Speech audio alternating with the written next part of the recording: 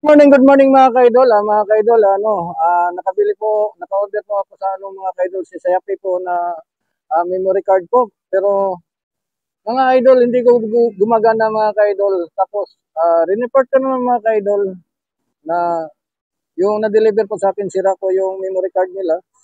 So, sabi naman ng taga Shopee po na paki-video lang daw kung anong nangyari po, bakit ayaw mag. So yung mga kaidol papakita ko po sa inyo mga kaidol. Kasi hanggang ngayon mga kaidol, hindi pa ako mga kaidol, binayaran ko.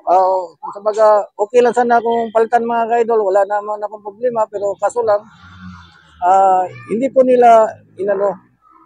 Hanggang ngayon po, hindi pa rin. Kasi sa camera ko talaga gagamitin yung mga kaidol eh. So, katong memory card na po yun, para sa camera po talaga yun. 130 gig yata yon. So, papakita ko sa inyo mga kaidol anong nangyari po. Dito ko ba na pare itong i-order sa tapos na okay na 1 year na kapin. Hindi gid siya makuan. Di mo gana? Nag-video ang cellphone pero wala ma-receive sa kuan. Lagi memory card lagi. Para sa cellphone mo na. Tangag sound. Tanga na mo sound? Ito na yung tumakbo. Yung SIM niya hindi na maghihinto na siya hanggang dyan lang. 1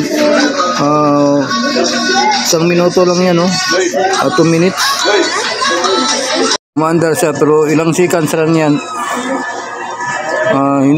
Parang 1 minuto lang yata yan kahit anong adjust ko sa aking camera po. Ayan, so in-adjust na yan kasi sa ibang SIM ko po okay po siya sa ibang SIM, yung dati kong SIM. Putol na yung niya, yung video niya. Ayan, so nakita nyo mga kaidol, hindi talaga gumagana mga kaidol mo. At sana po na, kasi 1 buwan na to mga kaidol eh. Ulit-ulit na lang ako nag-report nito. So wala ho talaga mga kaidol. So sana po na kasi yun mga kaidol, 300 plus yun. Sayang naman na tayo, medyo talaga, hindi gumaganat po talaga. So bye-bye mga kaidol, hanggang dito na lang. So maraming salamat po.